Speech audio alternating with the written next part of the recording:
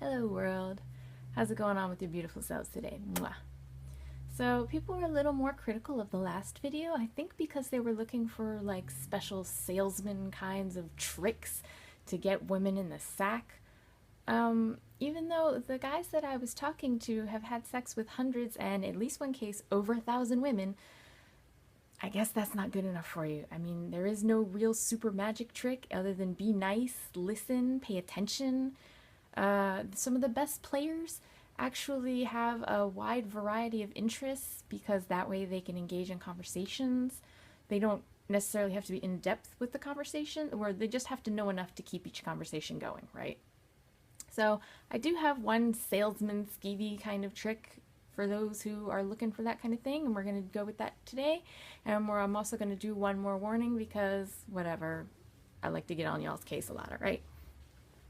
Before then, what's going on with me? Well, the buckshot method of dating has not gone as awry as I was initially starting out to be. The last two were pretty awesome. First of all, I love me a polyglot. So this guy, he actually was cuter than his pictures, which, when the fuck does that ever happen, right? And he was super duper smart, and I wanted to eat him up like a candy bar. And then I had another date with a nice guy who unfortunately did not understand what polyamory was, and he kind of skimmed that part of my profile.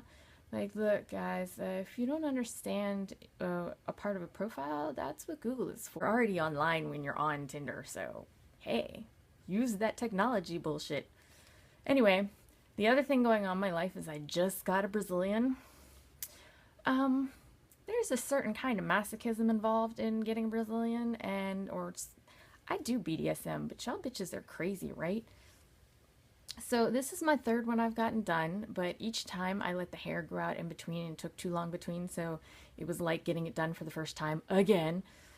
This time I bought this product called Relax and Wax No Scream Cream, and I thought, well, hey, it's supposed to work super well. It's got all these rave reviews. I'll buy it. And then I already, I got I get tramadol. So I'll take a tramadol and I'll use the cream. I'd taken tramadol the first two times and it hadn't worked all that well. I felt like I was going to levitate off the table and attack a bitch, right? for waxing me. For those of you who never had this done, the best thing I can say that's equivalent to the pain is if you take a pair of tweezers and go to the hair that's about in the middle, because that's where it hurts the worst. Pluck one hair out really fast. It feels different, but it's about the same level of pain. So if you could do that about 20 times, you can probably stand to get a wax done without freaking out. But then again, I know women who've gone through childbirth who say they won't get waxed, so whatever. So I put this cream on. You have to put it on 45 minutes in advance and let it soak in. So of course you're sitting around there like waiting for the stuff to soak in, because I didn't want to have underwear on because it says don't rub it in. So I was like, I don't want to rub it off and all this stuff. And like I'm tapping the area and I'm like, okay, all this stuff has gone numb. I don't know what they make this out of. It was $20 for a 1 ounce tube. This tube is tiny, right? They make this out of unicorn tears and shit, right? And if you're putting on a thick layer of paste, you're gonna get 2 uses out of it. Plus I had to pay for shipping.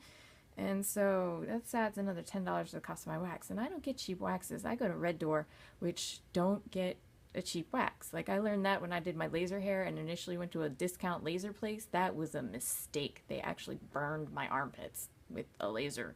So I knew better than to get cheap hair removal. No. So things were looking pretty numb. I wanted to share this with you because it's pretty funny. It says, do not use if you have deep or puncture wounds, animal bites, or serious burns. Animal bites. What the fuck? Like, because, it's like you get, when you're, I don't know what, fucking a raccoon? Like, what the fuck? Like, if I have an animal bite or a deep puncture wound or a serious burn, this is bikini cream, okay? Like, I'm going to the doctor, not the waxer. Wow. So I got a good laugh out of that. So I went into the waxer and I tried it. This shit did not help at all. This shit is a waste. I should have done as the waxer said, and she's told me, she's like, tequila. She's like, do some tequila. She said, tequila always works. I don't know if that's really good advice because I would think that would make you bleed more as alcohol does, but that's what my waxer said. She said, do a couple shots of tequila. She said, that will help. So I may try tequila next time. And if you go in on a regular basis, it is supposed to hurt less.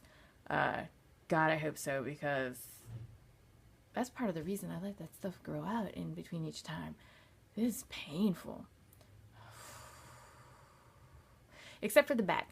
The back is real nice. There's not a lot of nerves in the back, and by the time you're done, having somebody slide warm wax down your ass crack is actually kind of nice. I kind of recommend that. So, the other product I have to look at is this stuff called Bump Terminator.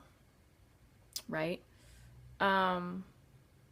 This stuff is amazing. So, there's two versions. There's an alcohol version and there's a non-alcohol version. And it's for razor bumps and ingrown hairs, and you put it on after you get waxed.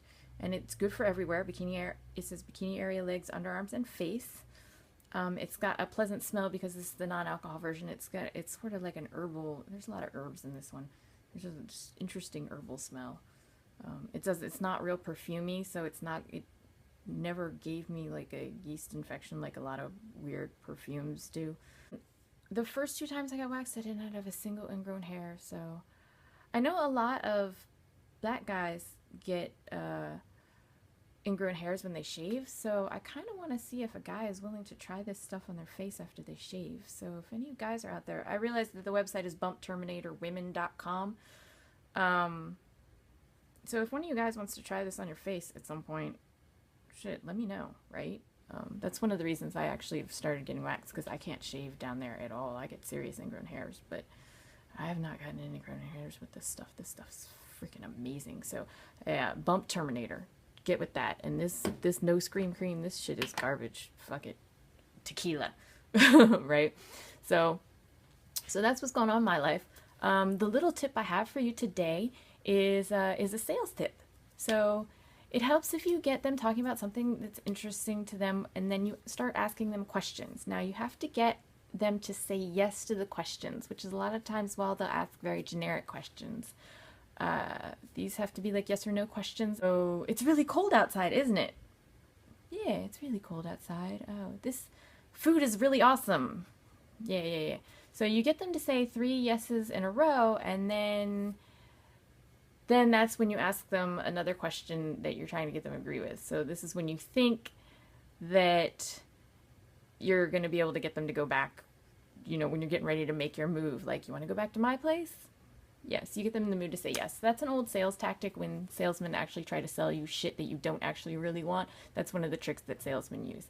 It will also work for hookups. But as I said before, if a girl's interested in with you, she'll start agreeing with you with dumb shit anyways. It will actually work. As long as they're like saying yes, it doesn't matter if they honestly agree with you or if they're just pretending to agree with you. If they're pretending to agree with you, they're going back with you anyway. So whatever, right? So that's my stupid trick for you guys who apparently are still trying to work up to your first set of 3 digits. I don't know. Whatever. The other thing I wanted to talk to you about is guys, girls, actually, people, whatever. All y'all. I'm not actually either of those because I go by genderqueer, but all y'all peoples. When you've been out drinking, yes, alcohol, it's a social lubricant and apparently also a good waxing painkiller. When you take somebody out and get them a few drinks, make sure that they're not drunk. It's more than just important because you don't want them to puke on you while you're having sex. This has actually occurred. Well, I threw up on someone, but that was because gag reflex don't really have it. But that's another story. So when a person is drunk, they cannot give consent legally by law. And this is especially important for you guys because I recognize that you may both be drunk, right? But if someone changes their mind, say later on, and then says, well, I was drunk, it's you guys who are going to get in trouble, okay? Technically, I realize that you were drunk too, so theoretically you could say the same thing. Well, I was drunk, so I couldn't give consent. But it's the guys who are going to get in trouble, okay? So protect yourself. Stay safe, and just if the girl is hammered, don't have sex with her. Do like I do and be like, wow, you're really hammered. I really like you. I'd like to get together with you. Let me get your number.